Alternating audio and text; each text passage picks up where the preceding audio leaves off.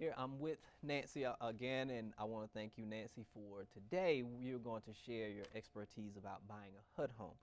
Everyone wants that deal, right? That's always the case. A lot of buyers are always looking for the deal, and HUD Homes can be a great deal, and it also could be a great home for someone. It could be a good investment. It could be a good owner-occupant home. Good.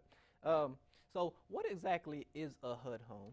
A HUD home is when someone, a homeowner, borrower, had an FHA mortgage, and they did not pay their mortgage according to their mortgage agreement, and then FHA had to foreclose on them. So it goes back to HUD. The property goes back to HUD. So that's how you end up with a HUD home. Right. So it is not a conventional loan, foreclosure, jumbo loan foreclosure, none of that stuff. It's FHA specifically.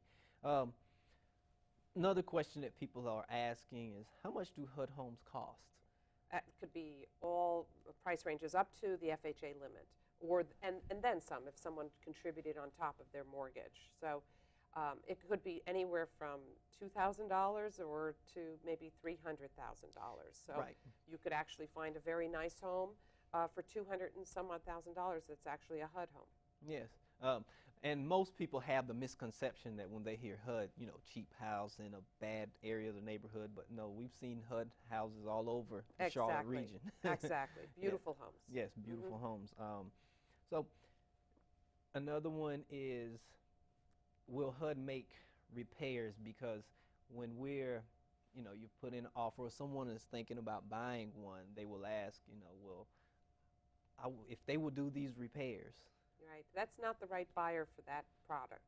HUD does not do any repairs. No repairs. It's sold as is, exactly the way it is. And that comes up in issues when we're having agents that don't have experience selling HUD homes, and they show a HUD home, and you're given a property condition report in the very beginning, so you know that there are some issues maybe pertaining to this home. Maybe the pipes have leaks and they can't turn the water on, or there's electrical issues, so you know the electrical won't be turned on. And then that agent that may not have sold a HUD home before doesn't prepare their buyer to let them know, yes, you can have your home inspected, but we're going to have a home inspection without utilities on, which really doesn't tell you that much. So you need to make sure that you have an agent that has a lot of experience working with these HUD transactions, so that they can prepare you for these situations and scenarios. So even in that scenario, if there's a water leak or there's electrical issue, most of the time HUD is not going to do the repair to get the utilities to be operational. Right. Because most people, they will visit, they're on the internet, and they will go to the HUD Home store or one of the sites to look at HUD houses. And I've heard it countless times.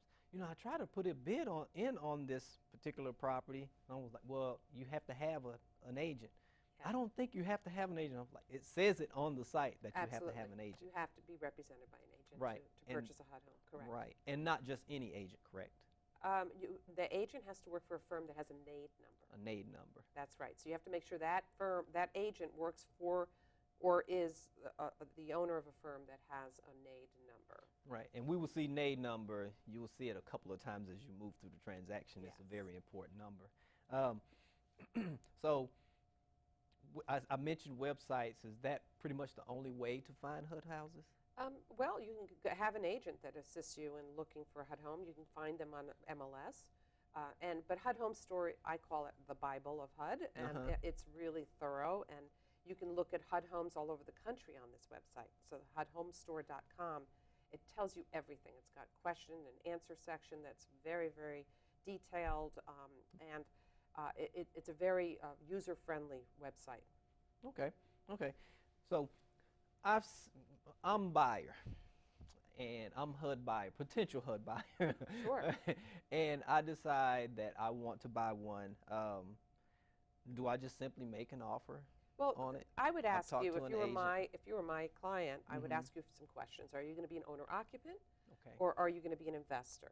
And that will trigger different time periods when you can submit an offer. So HUD wants to give preference to owner-occupants. They want to revitalize the neighborhoods. They want to help owner-occupants get back into these homes. So they give owner-occupants the first opportunity to make an offer on a property that HUD owns in advance of when the investors can do that. So there's always a period of time. Now, if it's a property that has a lot of repair issues, and that may be in excess of $5,000, then HUD calls that an uninsured property. And uninsured means that the first 5 days it's open to owner-occupant offers, and on day 6, investors can come in and make an offer. So then there's another category of homes that HUD is selling, and those are insured, which means that it qualifies for FHA financing. That's all it means. It's kind of a funny terminology, but that's all it means is it qualifies for FHA financing, and that the repairs are probably in less than $5,000 based on the FHA appraiser's determination. There could be additional repairs needed once you do your inspection, but this is what HUD determined when they first put the house on the market. In those properties, there's a 15-day period of time that's exclusive so that buyers can submit their bids without competing with investors. And then on day 16, investors can make an offer. So it's very important to me, as you're my buyer, to find out what your category of buyer are you. Are you an investor or are you an owner-occupant, so I know whether we can submit a bid and whether it matches the property we're looking at. Okay, so in that particular case, I had someone, I heard a conversation, someone talking about buying a HUD house, and they don't live in the Carolinas. It's not it's a second home. That wouldn't be owner-occupant. That wouldn't be owner-occupant. That right. would sort of put them in the category of investor. That's correct. Okay. That's correct. Okay. So then you'd have to wait until those periods of time open up and then find out if the house is still available on the market. Okay, Yeah. great. So does HUD finance a home? No, never. No, you need to go to a lender, mortgage broker, lender, and get whether you're going to do conventional financing or renovation financing. There's the 203K FHA program that allows you to do renovation financing, or a 203B, which is a way to escrow up to $5,000 towards repairs after closing. My suggestion is, if you're going to buy a HUD home and there's any indication that there's going to be repair issues, you either talk to your lender about doing a 203B or a 203K, unless you have the money and you can show that you have the money to do the repairs after closing, because you cannot do the repairs before you close on that house. Right. So they pretty much, they're selling it as is and want it to stay as is if you decide not to buy it. Right. And conventional financing might have issues with the condition of the property, so you might not qualify for the mortgage because the lender might require you to get those repairs done prior to closing. That can't happen. So that's why I do suggest looking into doing 203B or 203K, depending upon the extent of the repairs that are needed on the property. Okay. So I see the house, and I finally wised up and said, hey, I'm going to call an agent, and now it's time to do a bid on the property. What happens during the actual bid process? Well, the property will be listed on HUDHomestore.com, and your agent will go on that website and enter all the information to submit your bid. And if it's during the owner-occupant period, the initial bids that are submitted on the first 10 days of listing the property will not be reviewed until day 11.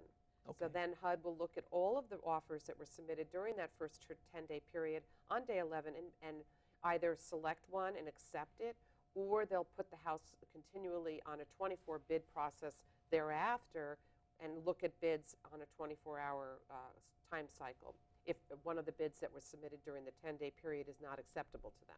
Right. And you said acceptable because there's also this big misconception that all HUD homes, you could just buy them as cheap as you want to buy them. No, they're going for quite close to or over asking price if they're a priced right, good home. I think that you can, if you're really looking for a deal, you might look for properties that HUD owns that they've had in inventory for a long period of time. So if something's been on the market for over 60 days, that's when they might start negotiating a little bit more because they're more anxious to sell the house. But if they're getting multiple offers, then they're not going to take a low bid. Right, because help me understand that they're not exactly just wanting to just sell the property. They're wanting to make a certain amount on the property. Well, they're losing money to begin with, Right. but they're trying to lose less. Right. They're trying to lose less. They're just like any other seller, right? Yes, that's right. Right. As the bid process, let's say that the bid has been accepted, and then what's next? Then everything has to move very, very quickly. Right. The agent has to get up with the buyer and get the contract signed in wet ink and all the documents, including the pre-approval letter and everything that's associated with the package, and get it back to HUD or the listing agent within either a 24 or 48-hour short time frame, depending upon who's managing that property. That's fast. So if you're going to submit a bid, or your agent's submitting a bid on your behalf, and you're heading to Myrtle Beach for the weekend, and your offer is accepted in your Myrtle Beach, you're going to have to drive back in the middle of your vacation, because we only have either 24 or 48 hours to get that contract back to HUD, HUD's agent. So it's a very, very fast turnaround. And they don't accept electronic signature, fax, email, none of that. They only want blue ink. Blue ink. For goodness sakes, Blue, right? wet ink. Blue, Exact. wet ink. That's right. And then your certified check must be a certified bank check or money order that's either payable to the listing agent or to the attorney that you're going to be using, depending on which asset management company are you using. Okay. And you mentioned asset managers. What is that? Well, currently, the way HUD's selling properties in the North and South Carolina area is they have engaged 3 asset management companies. It's kind of like an extra layer to represent HUD in the transaction. So I report as a local listing broker for HUD. I report to those asset management companies and report my information and documentation and submit the offers through them. So they're like the extra layer between HUD and the brokerage companies that represent HUD. Okay, great. So, and once you were saying that once the bid has been accepted, this window opens and you have to move fast, and get these inspections done. Yeah, the inspections are tricky. You need to have an agent that knows what they're doing, because they have a very short window where the buyer actually has to turn the utilities on, and they have to have the HUD's field service manager approve having the utilities turned on. And then you have, I think, only a 3-day time period to get all your inspections done while the utilities are on. And all that has to be coordinated and approved. Right. And if you don't like it, you don't like the inspection report? Well, if you're an owner-occupant, you may be able to terminate the contract. There are some instances where they might hold your earnest money. If HUD disclosed something was wrong with the property, and now you want to back out because of that disclosed item, they might not return your earnest money, because they said, we disclosed that the HVAC wasn't working. You can't back out now because the HVAC isn't working. You'd have to find something else. Right. If you're an investor, you may forfeit that money, because they expect the investors to be more sophisticated purchasers and do their due diligence before they submit their bid. Okay. And so we've moved fast through the process, and now it's closing time. Yes. And the attorney comes into play, or Yes, were they and already into play? Yeah, the attorney's been doing the title work and getting everything ready, and then you're going to make sure you do a final walkthrough with your agent to make sure the house is in its current condition that you anticipated it to be in, and you go ahead and close on it. You make sure that your lender gets their loan package to the attorney 5 days prior to closing. That's tricky. Lenders don't always do that, so you have to get your lender to make sure they do. So this particular transaction, it's not a walk in the park. Everyone really needs to know what they're doing. They need to know what they're doing. If they know what they're doing, it is a walk in the park for the buyer. If you don't know what you're doing, you may really risk the chance that the buyer is going to be able to buy the house. I've had situations where new agents representing a buyer in a HUD transaction don't get the contract prepared or signed correctly.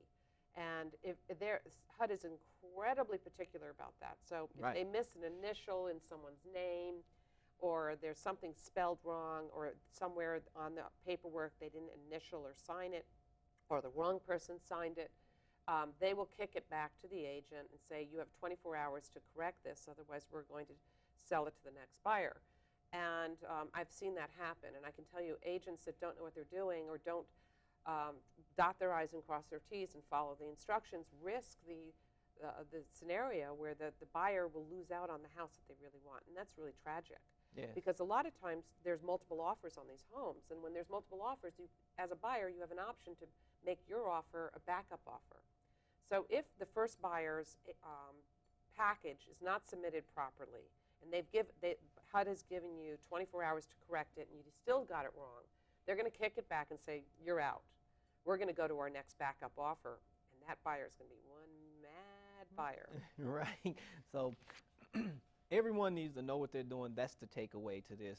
Buying a HUD home, it can be if everyone knows what they're doing and well prepared up front. As we've And you said get the before. information. I mean, it's there on HUDHomestore.com. Mhm. Our office, Showcase Realty, is available to any of those agents that are out there representing HUD buyers, and we're happy to assist you and answer your questions. We're happy to review your paperwork for you. And we give, and I know our office, when one of the agents that writes an offer on behalf of one of our listings, we give you a very detailed package immediately telling you the process. And if you read it and you follow it, literally like very detailed, then you're going to get it right the first time. Right. And the good part, you're a great teacher, so you actually do a HUD class free to all agents to come in and really learn the HUD process. That's right. We have buyers. absolutely, and then we're going to be doing monthly community outreach, so we're going to try to make sure the buyers know how to buy a HUD home. Good enough, and we will announce that. Make sure that I get the information and to get it out to the public. And I know we're out of time.